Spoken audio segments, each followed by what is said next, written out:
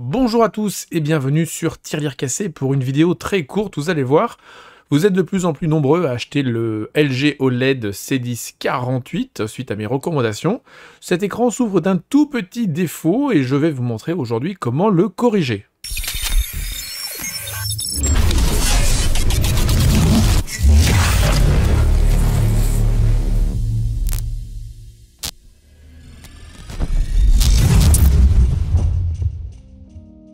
Alors un petit peu d'explication avant que je vous montre comment corriger le petit défaut de cette merveilleuse dalle OLED. Il faut savoir que les dalles de chez LG sont protégées pour contrer au maximum l'effet de brûlure qu'elles peuvent avoir. Et il y a aujourd'hui 3 technologies qui sont présentes sur ces dalles, la technologie ABL, la technologie ASBL et la technologie ANSD.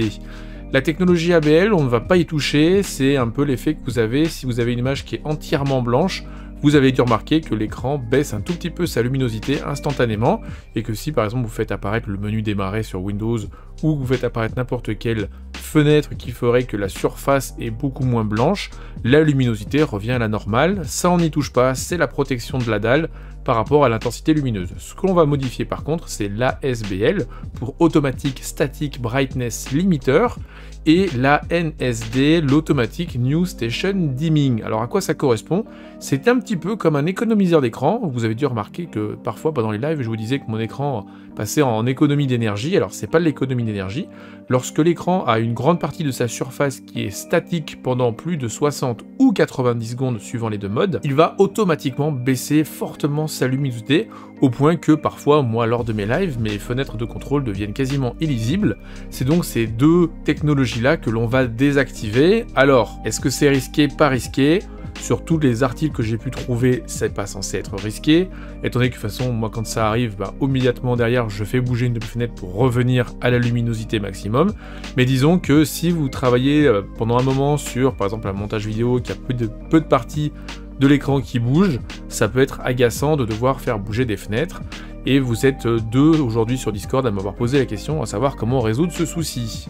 Du coup, il y a aussi un prérequis au niveau hardware, parce qu'en fait, on va rentrer dans le menu système de la télévision. Alors, il y a une façon qui est infaillible, c'est d'acheter une remote, c'est-à-dire une télécommande LG Service. On trouve ça sur Amazon pour 5 ou 6 $. L'autre façon qui, moi, n'a pas fonctionné, certains disent sur Internet, sur Reddit, que l'on peut rentrer dans le menu service en appuyant 3 fois d'affilée sur le bouton Mute, donc pour mettre en sourdine la télé. Moi, ça m'affiche bien un menu, mais qui n'a rien à voir avec le menu service. L'autre façon de faire, c'est si vous disposez d'une télécommande de Logitech Harmony ou d'un hub Harmony, ce qui est mon cas, parce que lorsque vous allez créer un nouveau périphérique dans le logiciel Harmony de chez Logitech, vous allez avoir le bouton qui nous intéresse sur la télécommande service, à savoir le bouton qui s'appelle InStart. Ce que j'ai fait pour la manipulation, c'est que je l'ai débranché du salon et je suis venu le brancher juste à côté de l'écran, étant donné que les télévisions LG ont des télécommandes qui sont en Bluetooth, le hub Harmony étant également Bluetooth, ils vont s'appairer tous les deux sans aucun problème et c'est totalement automatique à partir du moment où vous allez créer dans votre télécommande Harmony ou dans votre smartphone, parce que moi je vais utiliser mon smartphone comme télécommande. Lorsque vous appuyez sur la touche InStart, vous avez un code qui vous est demandé. Le code, normalement, c'est le même partout, c'est 0413. Une fois que vous avez rentré ce code, vous arrivez sur le menu Service, à savoir que, pareil, certains sur Reddit disent que le fait d'entrer dans le menu Service peut annuler votre garantie. Je n'ai pas pu infirmer ou affirmer ceci, donc à vos risques et périls. Moi, je le fais parce que voilà, c'est agaçant, surtout pendant les lives, d'avoir mon écran qui devient tout sombre, et que je sais très bien que ça ne va pas risquer grand-chose et que je ne vais pas risquer de brûler ma dalle, juste en changeant les deux petits paramètres que je vais vous indiquer. Une fois que vous êtes dans le menu service, vous allez à l'onglet numéro 12 et on va mettre sur off le mode TPC qui est tout en haut de l'écran et le mode GSR qui est en bas à droite de l'écran. Cette manipulation fonctionne aussi sur les versions précédentes, sur les C9 à partir du firmware 5.20.02. Cela devrait régler pour vous ceux qui ont vraiment ce souci quand l'écran affiche la même image trop longtemps, la très forte baisse d'intensité lumineuse qui est un peu agaçante. Ça va la désactiver, vous maintenez quand même l'ABL, donc la limitation de luminosité maximum de protection de la dalle, elle reste activée, et vous maintenez également la protection au niveau des logos. Vous savez que si un logo est très lumineux et qu'il est affiché très longtemps, la dalle va automatiquement à l'endroit du logo baisser l'intensité lumineuse, c'est très localisé.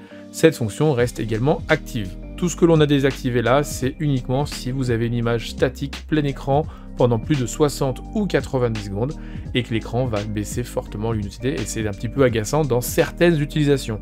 Dans mon cas précis, ça n'arrive que pendant les lives que je fais, et je n'ai jamais eu le cas dans d'autres utilisations. Voilà, j'espère que cette petite vidéo vous aura plu, qu'elle vous rendra service, et moi je vous dis à très vite sur Tirelire Cassé.